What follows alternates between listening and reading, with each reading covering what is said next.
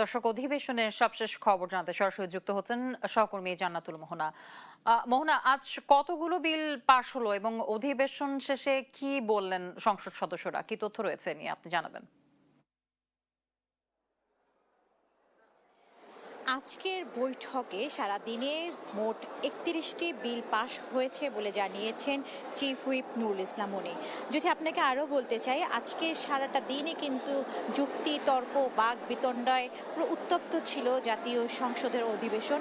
সরকারি দল এবং বিরোধী দলের আমরা আজকের যে বাক বিতণ্ডা দেখেছি তার এক পর্যায়ে কিন্তু সংসদ অধিবেশন থেকে ওয়াকআউটও করেন জামায়াত এবং তার সহযোগী যেই জোট সহযোগীরা তারা।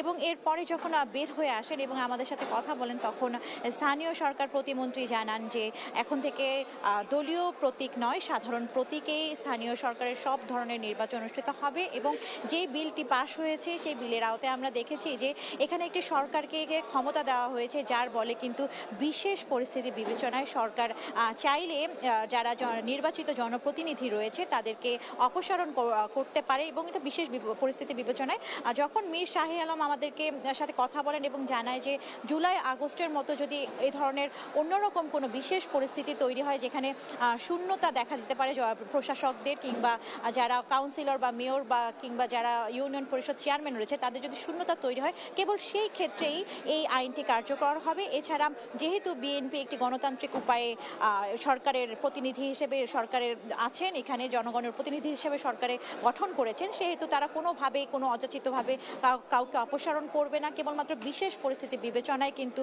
এই ধরনের বিল কার্যকর হবে। এছাড়াও বলতে চাই যে এই ধরনের বক্তব্যের প্রেক্ষিতে বিরোধী দল প্রতিবাদ জানিয়েছেন এবং জানিয়েছেন যে এই ধরনের বিল যে পাশ হলো আজ যে কয়টি, সেগুলো গণবিরোধী বিল ছিল এবং এর বিরুদ্ধে প্রতিবাদ জানাতেই তারা ওয়াকআউট করেছে। তো সংসদ অধিবেশন শেষে এই ছিল আমার কাছে সর্বশেষ।